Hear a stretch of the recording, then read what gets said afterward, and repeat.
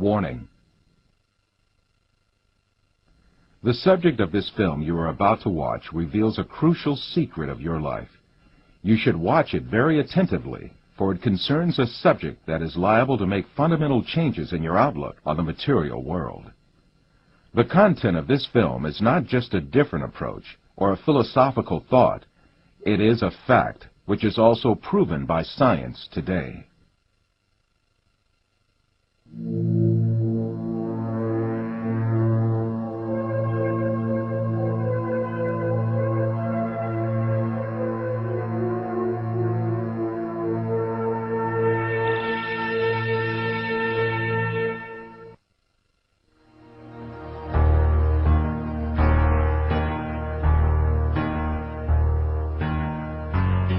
Man is conditioned right from the beginning of his life that the world he lives in has an absolute material reality. So he grows up under the effect of this conditioning and builds his entire life on this viewpoint.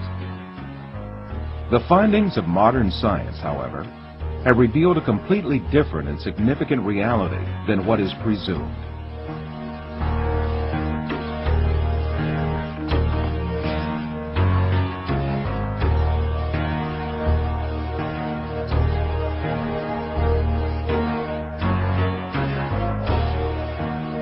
All the information that we have about the external world is conveyed to us by our five senses.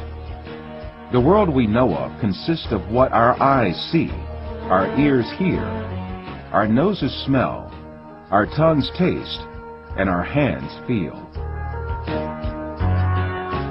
Man is dependent on only those five senses since birth. That is why he knows the external world only the way it is presented by these senses. Yet, scientific research carried out on our senses has revealed very different facts about what we call external world. And these facts have brought to light a very important secret about matter, which makes up the external world.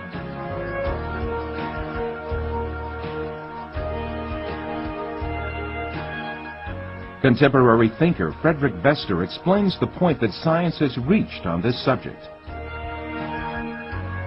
Statements of some scientists posing that man is an image, everything experienced is temporary and deceptive, and this universe is a shadow, seems to be proven by science in our day.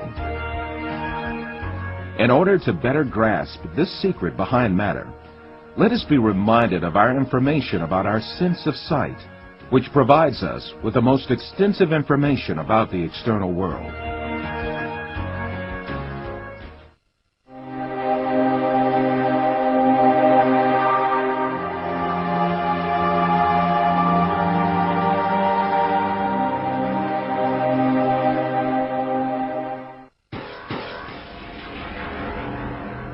The act of seeing is realized progressively.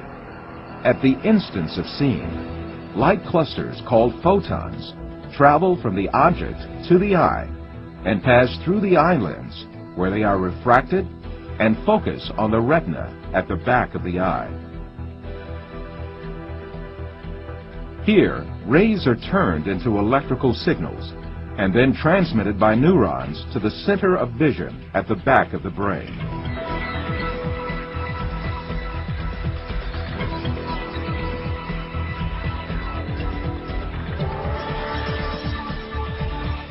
The act of seeing actually takes place in this center in the brain.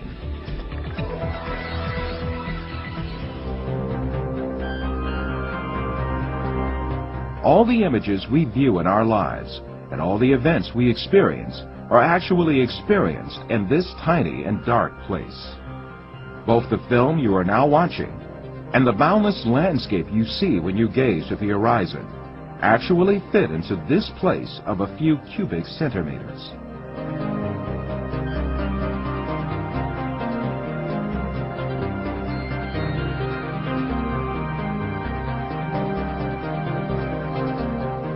Now, let us reconsider this information more carefully. When we say we see, we actually see the effect the rays reaching our eyes form in our brain by being converted into electric signals. When we say we see, we actually observe the electrical signals in our brain.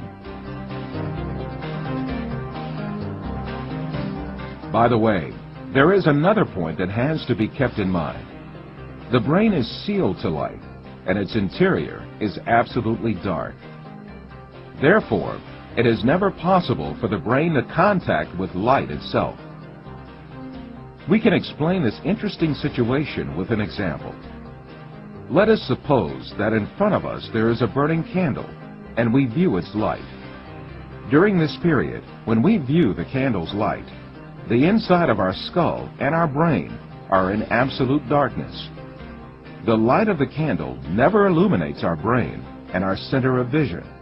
However, we watch a colorful and bright world inside our dark brain.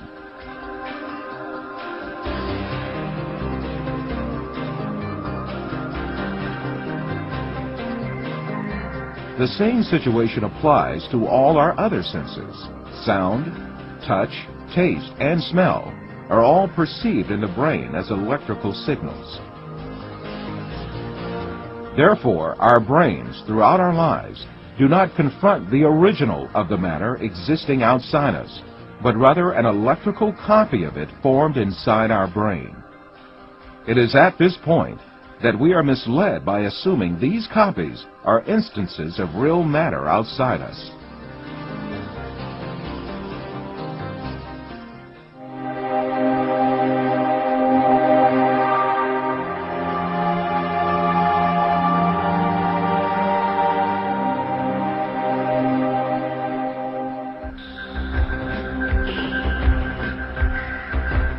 These physical facts make us come to an indisputable conclusion.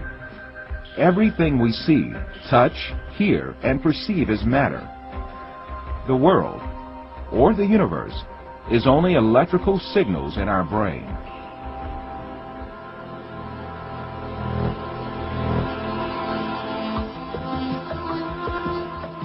For instance, we see a bird in the external world.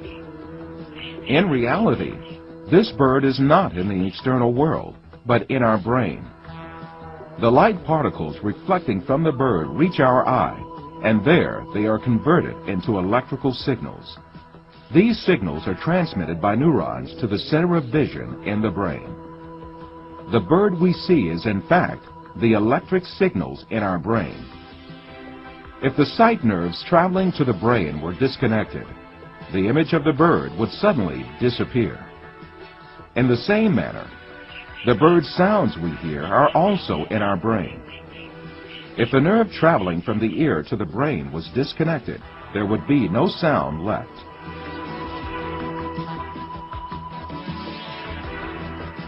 Put simply, the bird, the shape of which we see, and the sound of which we hear, is nothing but the brain's interpretation of electrical signals.